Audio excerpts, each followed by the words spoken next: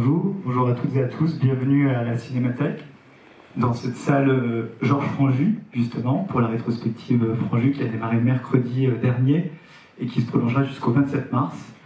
Et aujourd'hui, on a la joie et l'honneur d'avoir à nos côtés Francine Berger, actrice dans Judex.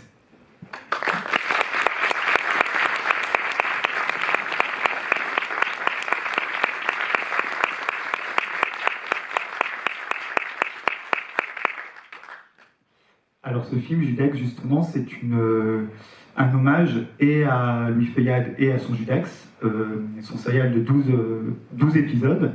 Et ici, on retrouve donc ce personnage. On retrouve d'autres personnages, notamment le vôtre, celui qu'interprétait justement Musidora dans le Judex de Feuillade. Et ce film, notamment, vous le verrez au générique, a été coécrit par le petit-fils de Louis Feuillade. Alors, Jacques Champreux. Jacques Champreux, oui, tout à fait. Et donc vous incarnez ce personnage de Diana Monti, donc, comme je l'ai rappelé, donc, interprété par Musidora dans l'œuvre de Feuillade, qui aussi s'inspire de son personnage dans Les Vampires de Irma Van. Et donc ma première question, c'est comment, donc, tout d'abord, comment avez-vous rencontré Georges Franju? Est-ce qu'il a pensé à vous tout de suite pour ce rôle?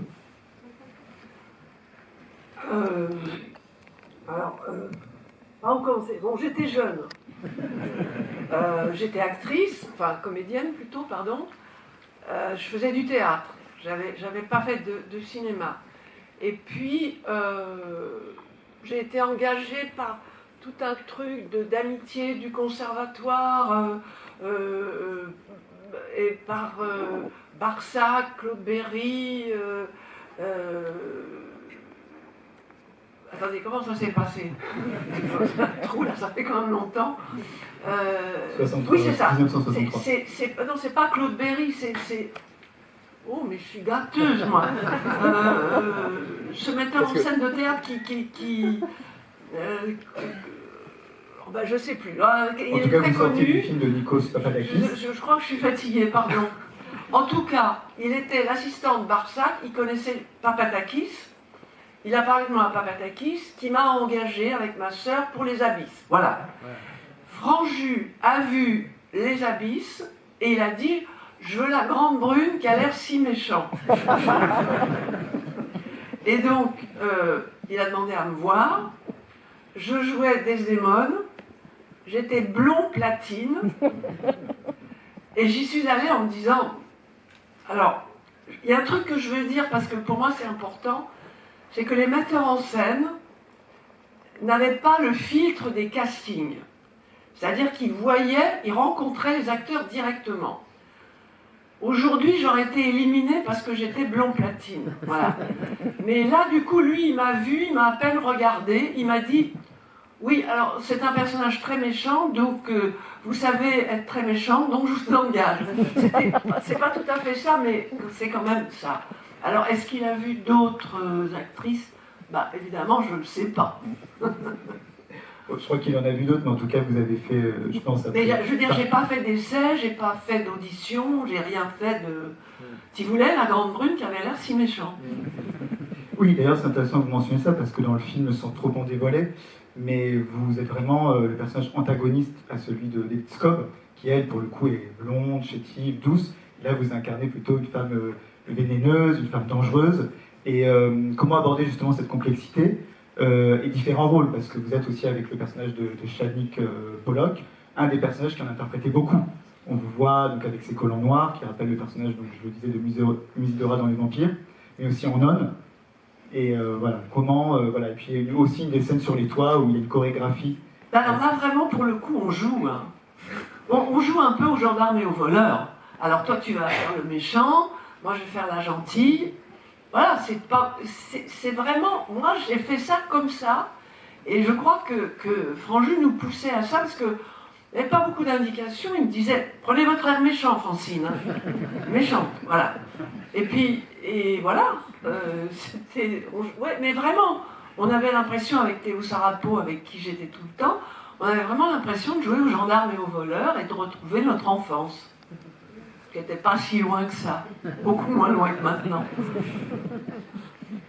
Et justement, alors, dans cette scène où vous jouez une nonne qui finit par se dévêtir.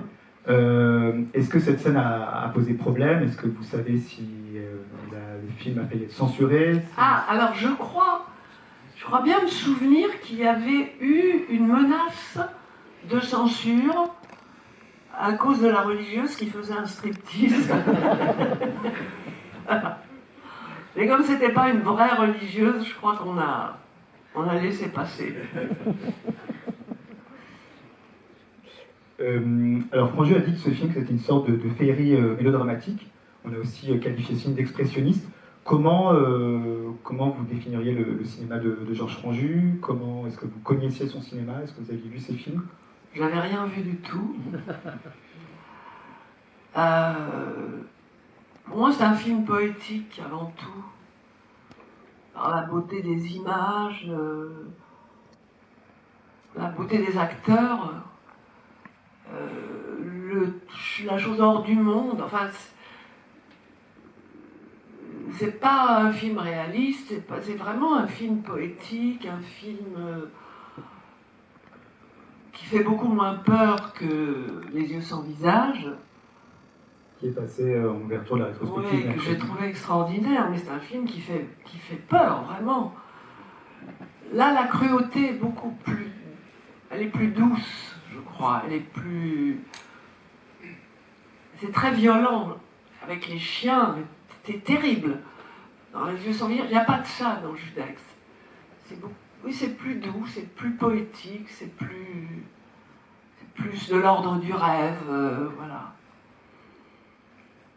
C'est la réponse que vous attendiez. Oui, et puis je trouve que c'est une très belle transition avec la projection. On va vous laisser sur ce rêve et vous demander avant de lancer le film qui découvre ce film pour la première fois.